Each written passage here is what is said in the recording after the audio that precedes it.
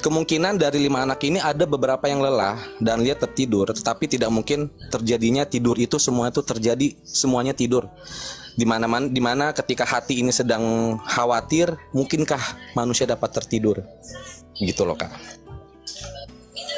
Ya, masalah orang mau dia khawatir, mau tidak dia khawatir itu nggak masalah bro, dia tidur atau tidaknya. Buktinya apa? Ketika Petrus itu mau memotong telinga prajurit untuk menghalangi Yesus itu ditangkap. Apa yang dibilang Yesus? Dia mengizinkan itu terjadi. Bukan itu yang aku bahas, Kak Elia. Enggak. Ini masalahnya. Idealisme kamu mengenai orang yang nggak bisa tidur, khawatir, bla bla bla dan lain-lain. Ya kamu menggunakan perspektif zaman ini yang enggak boleh. Nah, sekarang kita masuk pada intinya nih, Kak ya.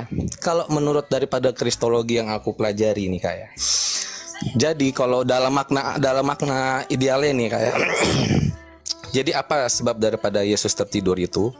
Dan uniknya di sini kita bisa dapati bahwa mengapa para murid itu tertidur? Apakah mungkin itu adalah cara Tuhan menidurkan para murid?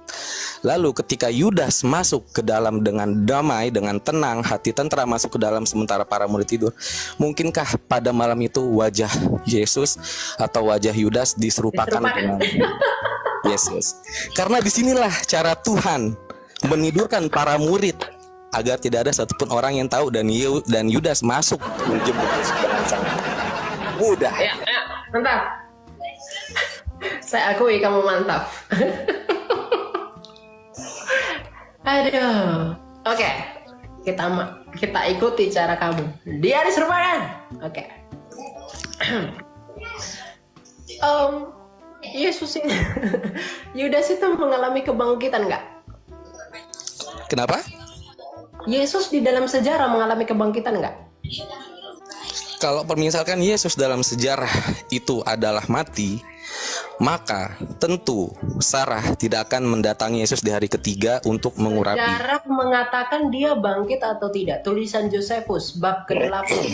Kalau dalam Kristen ya. Oh enggak, itu tulisan Yahudi bro, itu bukan punya orang Kristen ya. Sejarawan Yahudi yang tidak ada hubungannya dengan kekristenan bernama Josephus ya. Oh ya. Dia mengatakan bahwa Yesus bangkit pada hari Minggu. Nah, kalau memang itu Yudas, apakah Yudas dibangkitkan? Tidak, karena kalau dalam pemakaman berarti yang disalibkan itu bukan Yudas. Terima kasih. Karena ketika Yudas ditangkap, Yudas berkata bahwa dia di sebelah kanan Allah. Yudas itu kamu sudah mengatakan Yudas tidak mengalami kebangkitan, sedangkan di dalam sejarah di luar literatur Kristen, Yesus yang tersalib itu bangkit pada hari ketiga. Artinya Yesus bukanlah Yudas yang diserupakan. Jadi sudah final. Jadi kalau kamu mengatakan mungkinlah ini nanti dia diserupakan, kesempatan dia bobok lah, dia apalah, itu kamu sudah mengeksegesa apa yang di dalam pikiranmu kepada ayat kitab suci. Tapi kamu melanggar ayat-ayat yang lain yang bahkan didukung dengan apa? Fakta sejarah. Oke. Tulisan Marabar Serapin itu nggak bisa kamu bantah gitu loh. Oke, nah sekarang setelah ini satu pertanyaan lagi Kak ya. Setelah pada malam Yesus dijemput di Taman Getsemani, itu kan bagi aku ya Kak ya, menjadi suatu misteri. Ya, karena setelah malam itu Yudas masuk ke dalam. Gini bro, misterimu itu meskipun itu tidak dijelaskan secara konkret, tapi hasil sejarah itu bisa membantah misteri yang kamu sisipin dengan asumsimu itu. Seperti bukan asumsi Kak. Ini semua kembali ke seperti tadi. Bukan. Kamu berasumsi itu diserupakan di waktu sela-sela itu. Itu sudah dibantah dengan apa? Ada kebangkitan. Jadi kamu tidak bisa membenarkan itu karena Yudas kamu bilang itu tidak dibangkitkan. Jadi yang asumsi yang kamu selipkan di dalam peluang ayat kitab suci kami itu sudah ditepuk sama fakta sejarah sendiri. Jadi itu tidak benar. Lanjut yang kedua. Ya, sekarang kita kembali pada topik ya. Jadi pada tolong didengarkan dulu Kak. Jadi pada malam Yudas menjemput Yesus di Taman Getsemani dalam keadaan murid Yudas tertidur seluruhnya. Ya, kemudian selepas kejadian itu maka kisah Yudas itu hilang. tidak ada yang membicarakan kemana perginya Yudas sampai pada waktu Alkitab Matius dan Kisah Para Rasul menuliskan di akhir cerita bahwa salah satu kematian Yudas itu karena dia hendak bunuh diri karena menyesal. Kemudian uniknya terdapat kontradiksi pada Kisah Para Rasul bahwa Yudas itu terantuk batu lalu mati. Oke. Kenapa dalam dua Injil ini menjelaskan dua keterangan yang berbeda, dan sementara Injil-Injil lainnya tidak mampu atau tidak berani menjelaskan kemana hilangnya Yudas yang misterius, tapi dua Injil ini menjelaskan dengan kontradiksi. Kamu tidak pernah mengerti perbedaan hanya memberitakan satu dengan memberitakan hanya satu. Kamu tidak pernah mengerti itu, makanya kamu bingung di Kisah Rasul dengan yang ada di Injil Sinoptik. Kamu tidak tentu tahu, bingung. Kamu tidak tahu membedakan memberitakan hanya satu dengan hanya memberitakan satu. Kamu tidak ngerti itu. Ya. Sekarang saya coba bayangkan nih ya Kak Elia ya. Bentar. Kamu tidak mengerti dua hal ini sehingga kamu menyimpulkan yang di Kisah Rasul itu bertentangan dengan yang ada di Sinoptik. Kenapa? Kalau di Kisah Rasul dikatakan dia teratuk dengan batu kemudian perutnya keluar, kemudian di yang lain dikatakan gantung diri, itu tidak kontradiksi, berbeda, itu tidak bertentangan, bro. Tapi kalau dia bertentangan, itu sudah pasti berbeda. Yang berbeda belum tentu bertentangan, tapi yang bertentangan itu sudah pasti berbeda. Kenapa? Karena timeline penulisan kesimpulan, dia gantung diri dicatat. Tapi ketika dia gantung diri, dia jatuh ke bawah, kemudian perutnya isinya keluar. Jadi itu bukan masalah pencatatan. Mengenai terantuk batunya itu tak dijelaskan, Kak. Bagaimana? Mengenai terantuk batunya itu bagaimana? Jadi dia jatuh gantung diri. Dia gantung diri. Terantuk batunya itu bagaimana? Dia dikatakan menggantung dirinya, dan kemudian penelusuran lebih lanjut yang ditulis oleh Kisah Rasul itu ditulis oleh Lukas, ya. Oleh Lukas, dan dia buat kesimpulan akhirnya seperti apa. Jadi itu masalah timeline. Dia tidak mungkin jelaskan batu yang bentuknya seperti apa, warnanya apa, tidak.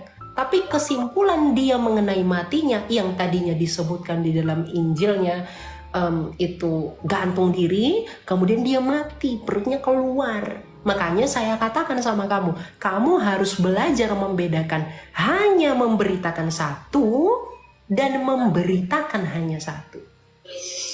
Aku mengerti itu. Aku bingung nih Kak ya, karena dalam artian kalau misalkan Injil A berkata berbeda dengan Injil B, bagaimana saksi yang sesungguh-sungguhnya? Siapa yang pernah melihat?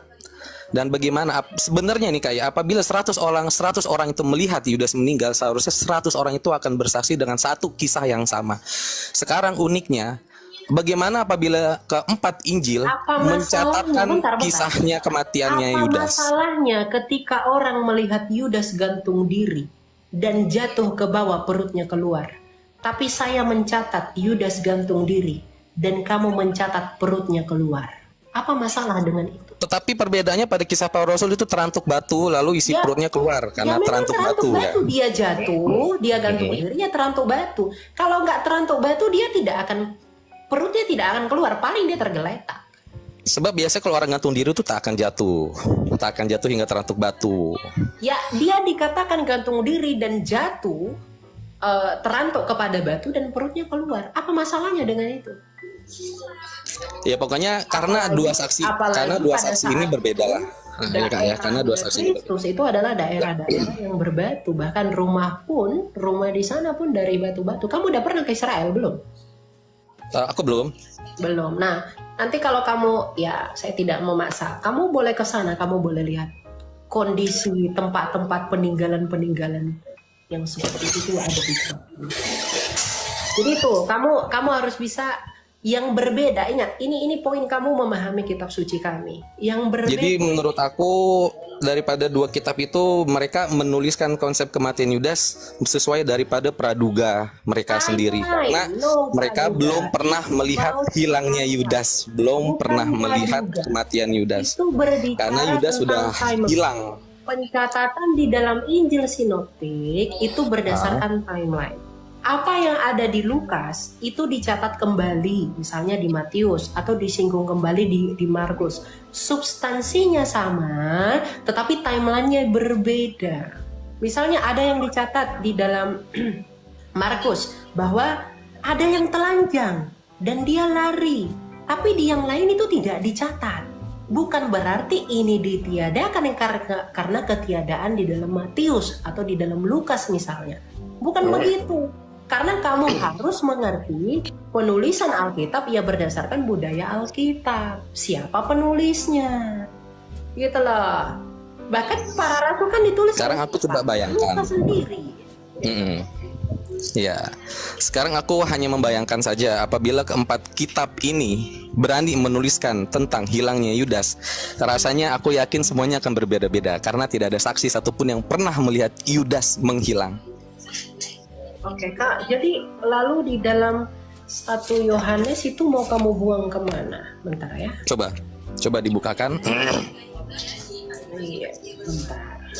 Karena dari 4 Injil kanonik hanya satu yang berani menuliskan hilangnya Yudas, melainkan Apa hanya yang ada Matius. sejak semula yang telah kami dengar, yang telah kami lihat dengan mata kami di sini para rasul ya, semua. Yang telah kami saksikan, yang telah kami raba, itulah yang kami tuliskan. Kamu mau buang itu kemana?